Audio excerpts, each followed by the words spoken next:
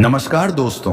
हमारे अपने पुरानी पीढ़ी के लोग अपने जीवन में 100 दीपावली देख पाते थे, अर्थात 100 साल तक जी लेते थे। लेकिन आज के जमाने में 60 या 70 साल का जीवन ही अधिक माना जाता है, और उसमें भी जो लोग अच्छे होते हैं तो और भी कम उम्र में ही इस दुनिया को छोड़कर मृत्यु को प्राप्त हो जाते हैं। लेकिन आपने लोगों को कहते हुए सुना होगा कि भगवान अच्छे लोगों को जल्दी बुला लेते हैं। लेकिन क्या आपको पता है कि ऐसा क्यों होता है?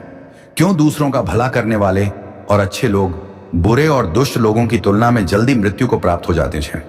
और दोस्तों, आपने लोगों को यह भी कहते हुए सुना होगा कि इतने भले इंसान को इतनी जल्दी मौत क्यों आ गई, और वह दुष्ट पापी अभी तक जीवित है और उसको मृत्यु क्यों नहीं आई? इसका कोई कारण हो सकता है। तो दोस्तों, आज का वीडियो को इसी बारे में बताया गया है, और आज हम आपको इन्हीं सवालों के बारे में इस वीडियो के माध्यम से आपके इन्हीं सब प्रश्नों के उत्तर मिल जाएंगे। तो दोस्तों, आपसे हमारा विनम्र निवेदन है कि कृपया इस वीडियो को अंत तक जरूर देखें। तो दोस्तों, चलिए बढ़ते हैं वीडियो में आगे। तो जैसे कि दोस्तों, गीता में भगवान श्री कृष्ण कहते हैं कि जिस व्यक्ति ने जन्म लिया है उसका मृत्यु अवश्य ही होगा, और हमारे सनातन धर्म में माना जाता है कि किसी व्यक्ति के जन्म से पहले ही यह तय हो जाता है कि उसका जन्म कहाँ होगा, उसके माता पिता कौन होंगे, उसका विवाह किसके साथ होगा, यहां तक कि यह भी तय होता है कि उसकी मृत्यु कहां और कब होगी। सभी धर्म में मृत्यु को एक अटल सत्य माना गया है, और जिसने जन्म लिया है उसे एक ना एक दिन मरना ही पड़ता है। किसी का जीवन या मृत्यु भगवान के हाथों में ही होता है। और दोस्तों, आपने तो यह सुना ही होगा कि जितनी चाबी एक खिलौना में भरी जाती है तो वही नाचता है। और दोस्तों, इसीलिए हमारी चाबी भगवान के हाथों में होती है, और सभी चीज उनकी इच्छा से ही होती है। हिंदू धर्म में यह मान्यता है कि भगवान हर अच्छे मनुष्य को किसी न किसी उद्देश्य के साथ ही इस मृत्यु लोक में भेजते हैं। जब वह उद्देश्य जल्दी पूरे हो जाते हैं तब भगवान उन्हें वापस बुला लेते हैं, अर्थात अच्छे लोगों की मृत्यु भी उनके अच्छे कर्मों पर ही निर्भर करती है। कल युग के लक्षणों में भी बताया गया है कि अधिक वर्ष तक जिएंगे और पुण्य आत्मा जल्दी इस लोक को त्याग कर देंगे। इसके अलावा आपको यह भी बता देंगे कि जो लोग ये कहते हैं कि मरने के बाद इंसान खाली हाथ जाता है, उन्हें यह जान लेना चाहिए कि कौन सी चीज ऐसी है जो मरने के बाद भी उसके साथ जाती हैं। एक है संचित कर्म, दूसरा है स्मृति, और तीसरी है जागृति। इसीलिए आप अब किसी से यह मत कहना कि आप खाली हाथ आए थे और खाली हाथ जाएंगे। हमें कई बार लगता है कि कुछ भले लोग या हमारे परिजन थे जो भले थे और कभी किसी का बुरा नहीं किया था, कभी किसी को सताया नहीं था, फिर भी भगवान ने उनको अपने पास इतनी जल्दी क्यों बुला लिया?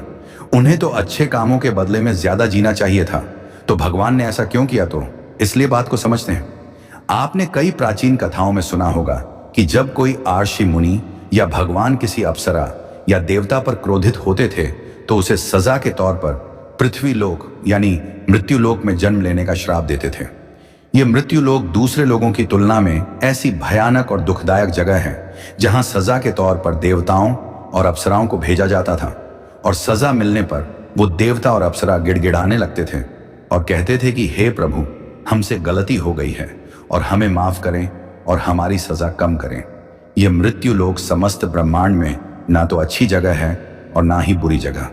आप इसे कर्म भूमि भी कह सकते हैं, और कर्मों के हिसाब से ही आपकी आगे की यात्रा तय होती है। और जब हम जन्म लेकर यहाँ आते हैं तो हमें इस मृत्यु लोक की माया जाल और मोह माया घेर लेती है, और हमें यह मृत्यु लोक अच्छा लगने लगता है, और हमें इस मृत्यु लोक और यहाँ रहने वाले लोगों से मोह हो जाता है, और हम इस मृत्यु लोक को छोड़कर नहीं जाना चाहते हैं, और हमारा कोई साथी इस लोक को छोड़कर चला जाता है तो भी हमें दुख होता है। और जब किसी इंसान की मौत होती है तो वह जीवात्मा यमराज के वहां जाती है, और वहां उसके कर्मों का लेखा जोखा होता है, और उसमें देखा जाता है कि उसे जीवात्मा ने अच्छे कर्म किए हैं या बुरे कर्म किए हैं। अगर किसी जीव आत्मा ने मृत्यु लोक में बहुत बुरे कर्म किए हैं और बहुत ज्यादा लोगों को सताया है और लूटा है और बहुत दुख पहुंचाया है, तो उसे दूसरे जन्म में उन सभी के साथ हिसाब चुकता करना पड़ता है, और उसी कारण उसे जीवात्मा को लंबा जीवन काल मिलता है। यदि जीवात्मा ने अच्छे कर्म किए हैं तो उसे अगले जन्म में कम सांसें दी जाती हैं। कई लोग कहते हैं कि अच्छे कर्म करने वाले को लंबा जीवन देना चाहिए और बुरे कर्म करने वालों को कम जीवन देना चाहिए। लेकिन भगवान ने जो व्यवस्था बनाई और उत्तम है, क्योंकि इस मृत्यु लोक में रहना और जीवन व्यतीत करना हमारा लक्ष्य नहीं है। हम जीवात्मा का अंतिम लक्ष्य तो परम पवित्र बनकर मोक्ष प्राप्त करना है और परमेश्वर का सानिध्य प्राप्त करना है।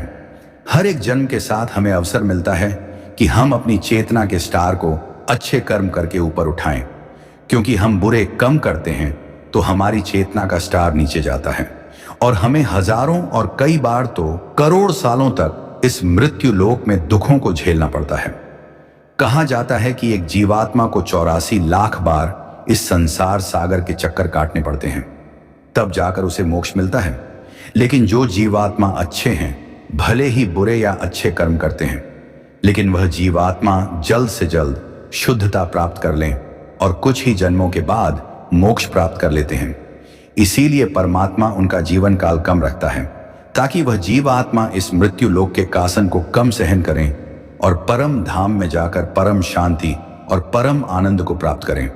और जिस जीवात्मा ने मृत्यु लोक में बुरे कर्म किए हैं, उसे इस मृत्यु लोक की आत्माओं को ज्यादा देर तक सहन करना पड़ता है और कई हजारों लाखों जन्म के बाद ही उसकी आत्मा पवित्र होती है, तब जाकर उसे परम धाम की प्राप्ति है।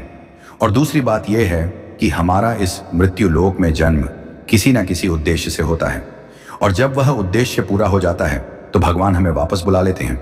ऐसा नहीं, लेकिन लोगों ने पूर्व जन्म में बुरे कर्म ही किए हों, लेकिन वह अभी जीवित है, तो इसका मतलब यह है कि उनके जीवन का उद्देश्य अभी तक पूरा नहीं हुआ है। तो दोस्तों, आप समझ गए होंगे कि अच्छे लोगों की मृत्यु जल्दी क्यों हो जाती है। तो हमारे जो भी प्रियजन थे और जिनकी मृत्यु जल्दी ही हो गई हो, वो एक पवित्र आत्मा थे, और जितने दिनों तक हमें उनका सानिध्य प्राप्त हुआ वह हमारा सौभाग्य था।